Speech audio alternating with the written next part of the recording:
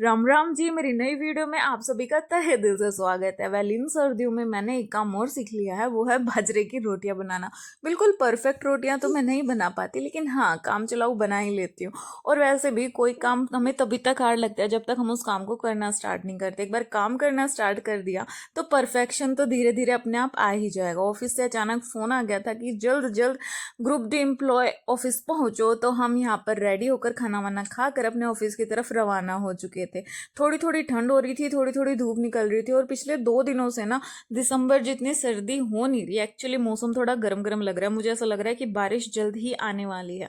Office का काम निपटाकर हम अपने घर की तरफ रवाना हो चुके थे। मैंने अभी जस्ट यूट्यूब वीडियोस बनाना स्टार्ट करा है, तो पब्लिक में कैमरा ऑन करने में मुझे थोड़ी हेजिटेशन होती है, इसीलिए मार्केट में मैं प्रॉपर व्लॉग नहीं बना पाई।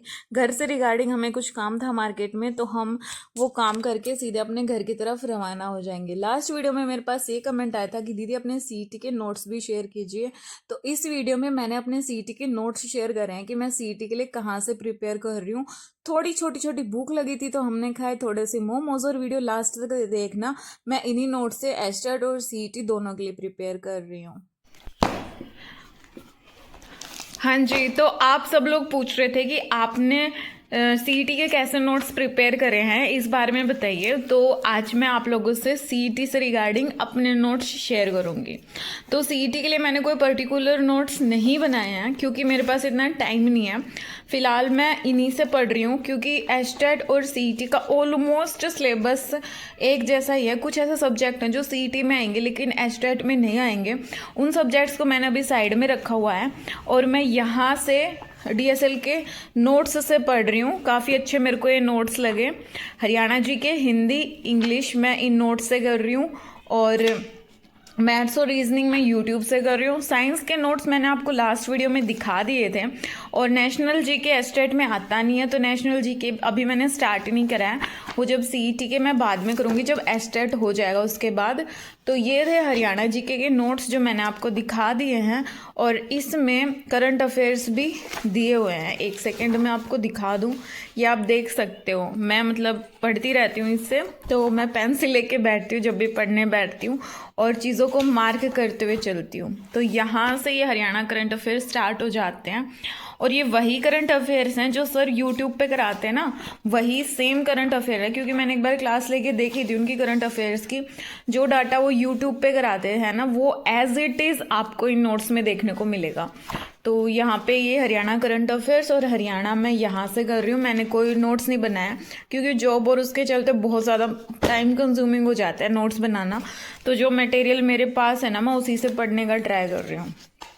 इंग्लिश के लिए भी ये नोट्स हैं। हरियाणा के नोट्स आपने देखे वो हैंड रिटन है, लेकिन इंग्लिश के नोट्स हैंड रिटन नहीं है। इसमें आइटम्स एंड फ्रेजेस में कर रही हूँ। हाँ, सिलेबस में दे रखा है कि अब की बार हिंदी इंग्लिश पैडागोजी आएगी, लेकिन एस्टेट का कोई भरोसा नहीं है, इसलिए मैं पैडागोजी के साथ साथ ये नोट्स ग्रामर भी थोड़ा माइंड में अपने रख रही हूँ, ताकि जब एग्ज़ाम हो तो ये रिग्रेट ना रहे कि काश ग्रामर पढ़ लिया होता, काश वो कर लिया होता। तो ये कोई हैंड रिटन नहीं है। इसमें वो कैब का मैं सेक्शन करके जाने वाली हूँ, और बाकी जो निशा मैम प्रैक्टिस कराती इंग्लिश की, मैं वही करूँगी। तो इंग्लिश के नोट्स हैंड रिटन नहीं हैं यहाँ पर, ये एज इट इज़ हैं, आप देख सकते हो। और हिंदी के लिए मैं यही दीपक सर के नोट्स ही पढ़ रही हूँ। ये नोट्स काफ़ी अच्छे लगे मेरे को। इसमें काफ़ी अच्छे तरीके से सारी चीज़ें एक्सप्लेन कर रखी हैं, और काफ़ी एग्ज़ाम पॉइंट ऑफ व्यू से काफ़ी इंपॉर्टेंट लगा। क्योंकि एस्टेट में हिंदी ग्रामर ना काफ़ी अच्छे खासे लेवल की आती है। सिर्फ कहने की बात है कि एस्टेट हिंदी इंग्लिश तो कोई भी कर लेगा, लेकिन एस्टेट में हिंदी इंग्लिश का लेवल आप देख सकते हो, काफ़ी अच्छा खासा लेवल आता है यहाँ पर। और ये जहाँ पर मैं पढ़ के वो नेक्स्ट टाइम पढ़ना होता है ना, मैं पेज ऐसे मोड़ देती हूँ। तो यहाँ तक मैंने पढ़ लिया था और अभी मैं क्रिया स्टार्ट करने वाली थी। तो ये आप देख सकते हो, कुछ इस प्रकार के इन्होंने नोट्स दे रखे हैं। ये अव्यय भी काफ़ी इंपॉर्टेंट हो जाता है, जो प्रीवियस एस्टेट मैंने देखे थे। बाकी अगर अब की बार पैडागोजी आए तो भी कोई बात नहीं, क्योंकि अभी मैं पढ़ लूँगी हिंदी इंग्लिश ग्रामर अच्छे से, तो मेरे को सीईटी में काम आ जाएगी। कॉमन सब्जेक्ट का यही फ़ायदा है कि आप जितने अपने डाउट्स उनको क्लियर करके चले। तो आप देख सकते हो एग्जाम्पल के साथ सारी संधि इन्होंने कराई हुई है।